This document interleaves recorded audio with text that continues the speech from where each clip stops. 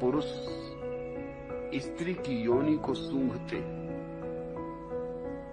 जब तक स्त्री सूचना न दे, स्वीकार न दे, गंध से सूचना देती,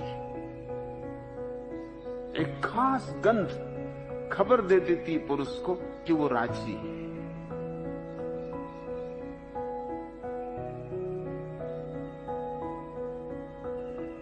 लेकिन हमने तो बहुत तरह की गंधें ईजाद कर ली। हमने इतनी गंधें ईजाद कर ली हैं कि आज तय करना मुश्किल है कि कौन सी गंध किस व्यक्ति की सहज गंध। पुरुषों की स्त्रियां भी जब किसी पुरुष में उत्सुक होती हैं संभोग के लिए, तो उनकी योनि से वैसी ही गंध उठती जैसी गंध पशुओं की योनियों से उठती। लेकिन असंभव है उसे पहचानना। साबुने हैं, डिओडोरेंट हैं, परफ्यूम हैं, ये सब छिपाने के उपाय हैं। ये छिपाने के उपाय हैं ताकि पता न चल सके कि स्त्री हां भर रही। ये हमारी जालसाजियां हैं। ये जालसाजियां हमें करनी पड़ी क्योंकि ये हो सकता है कि तुम्हारे घर एक मेहमान आए और तुम्हारी पत्नी की योनि से गंध उठने लगे उस मेहमान के लिए, फिर तुम क्या करोगे?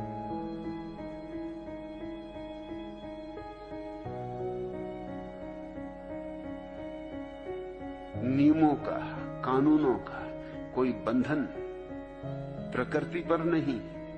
हो सकता है वो आतुर हो जाए, कामातुर हो जाए उस मेहमान के प्रति, तो तत्क्षण उसका शरीर गंध देगा, लेकिन वो गंध तुम्हारी सारी सामाजिक व्यवस्था को तोड़ देगा।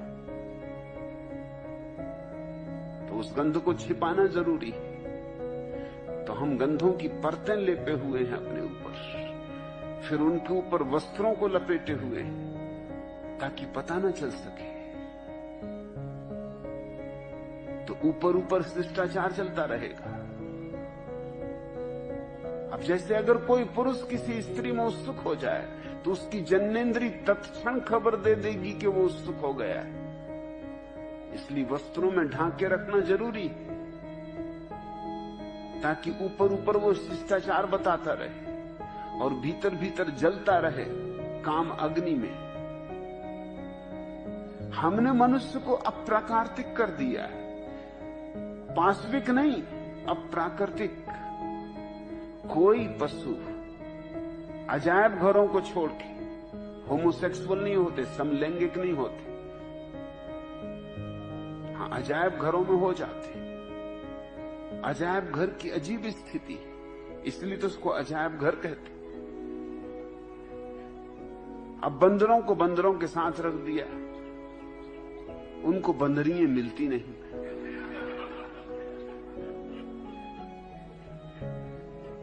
तो बंदर बंदरों पर हमला करने लगते। मजबूरी है, कोई उपाय नहीं।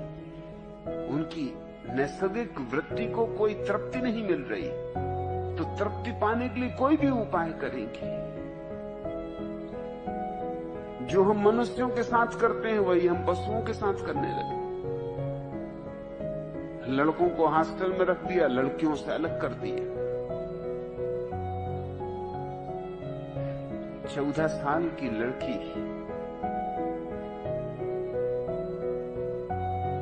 मां बनने के योग्य हो गई। उसके शरीर की ग्रंथियां संभोग के लिए योग्य हो गई। 14 साल का युवक संभोग के योग्य हो गया। अब इन दोनों को हमने अजायब घरों में बंद कर दिया। लड़का रहेगा लड़कों के हॉस्टल, लड़की रहेगी लड़कियों के हॉस्टल, और बड़े सख्त पहरे हमने बिठा दिए कि लड़कियों के हॉस्टल में कोई लड़का प्रवेश नहीं कर सकता। करे भी प्रवेश तो रविवार के दिन में 10 से 12 बजे तक, और वो भी अध्यापिकाएं मौजूद रहेंगी, उनकी मौजूदगी में कुछ बातचीत करनी हो तो कर लो, और सबूत देना पड़ेगा कि भाई हूं, पिता हूं, रिश्तेदार हूं। अब इसके दुष्परिणाम होंगे। इसके दुष्परिणाम ये होंगे कि लड़के लड़कों के साथ ही लैंगिक व्यवहार शुरू कर देंगे। कौन जिम्मेवार है इसके लिए? तुम जिम्मेवार हो। लड़कों का क्या कसूर? लड़की क्या करे? काम वासना सजग हुई। वैज्ञानिक कहते हैं कि 18 साल की उम्र में काम वासना अपने शिखर पर होती है, और 18 साल की उम्र में लड़का हॉस्टल में होता है, जहां स्त्रियों से मिलने का कोई उपाय नहीं। शादी होगी उसकी 25 साल में, 27 साल में, 28 साल में, तब तक काम वासना उतार पे आने लगी। 18 साल में अपने शिखर पर थी, तब तो वो जला भुना, तब तो उसने न मालूम क्या क्या किया। हस्तमैथुन करेगा। कोई पशु हस्तमैथुन नहीं करता, कोई जरूरत नहीं। ये कोई पाशविक काम नहीं है, ये बड़ा महान मानवीय कार्य है हस्तमैथुन। ये कोई पशु नहीं करता। अगर तुम्हें पशुओं से ही तौल करनी है तो इस तरह के कामों का खूब प्रचार करो, महात्माओं को कहो फैलाओ हस्तमैथुन लोगों में, क्योंकि ये काम तो सिर्फ आदमी ही करता है। धन्य है मनुष्य। बड़े आविष्कारक हैं, लेकिन तुम मजबूर कर रहे हो।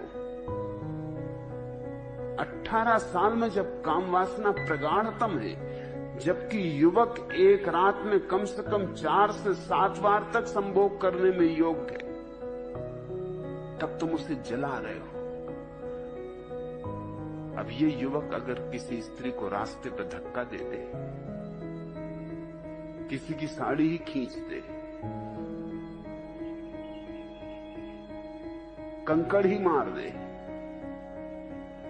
तो इसको तुम पाशविक व्यवहार कहोगे? मैं कहता हूं ये तुम्हारा समाज मूड है जिसका ये परिणाम है। और फिर जब ये जलती हुई आग, और वासना आग है, और इस आग को रूपांतरित करने के लिए तुमने युवकों को क्या दिया है? तुमने कोई कला दी उन्हें? तुमने कोई ध्यान दिया उन्हें?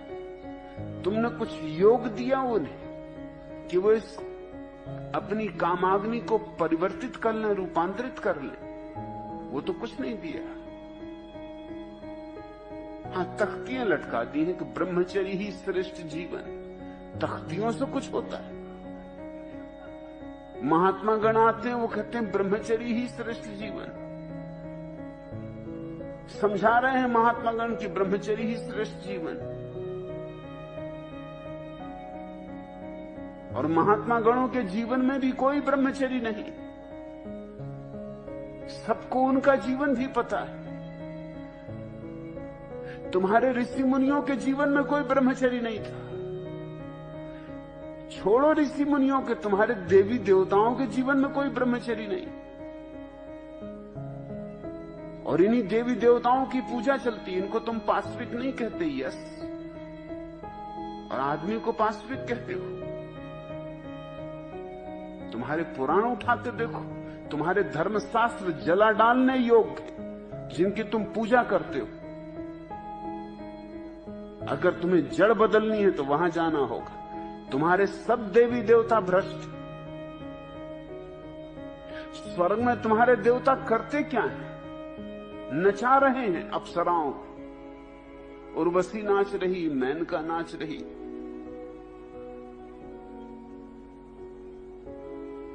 और इतने से भी उनका मन नहीं भरता। तो ऋषि मुनियों की पत्नियों को सताने आ जाते।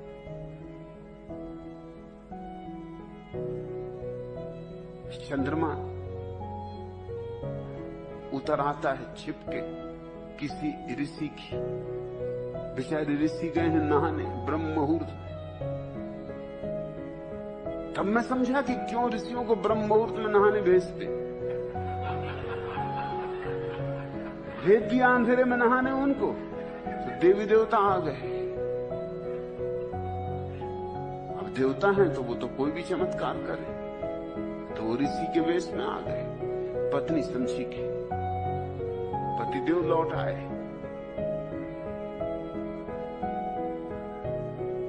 वो तो बाद में पता चला जब पतिदेव लौटे नहा धो, मगर तब तक सब मामला खत्म ही हो चुका। चंद्रमा उनकी स्त्री की इज्जत लूट के चले गए। ये तुम्हारे देवी देवता हैं। तुम जरा अपने सारी देवी देवताओं की लिस्ट तो बनाओ और उनके नाम के आसपास उनके कृत्यों का उल्लेख तो करो। तुम चकित हो जाओगे। इनकी तुम पूजा कर रहे हो, सदियों से इनका गुणगान कर रहे हो। तुम्हारे वेद इनकी स्थितियों से भरे। हे इंद्र देवता, हे चंद्रदेव, हे सूर्य देव, मगर इनकी कारगुजारियां तो देखो। और अगर साधारण आदमी यही काम करे कि ऋषि मुनि गए ब्रह्म मुहूर्त में स्नान करने को और वो उनकी स्त्रियों से मिलने पहुंच जाए, तो ये पाशविक व्यवहार कर रहा है। और तुम्हारे देवता दिव्य व्यवहार कर रहे थे। ये दोहरे मापदंड छोड़ने होंगे, ये बेईमानी छोड़नी होगी।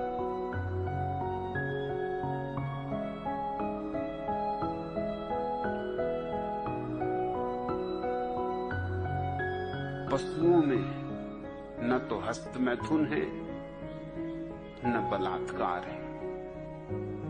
हां, लेकिन दोनों बातें घटती हैं पशुओं में भी अजायब घर में। अजायब घर के जो लोग निरीक्षक हैं वो लोग चकित हुए कि क्या बात है, जंगल में ये बातें नहीं होती, अजायब घर में क्यों होती।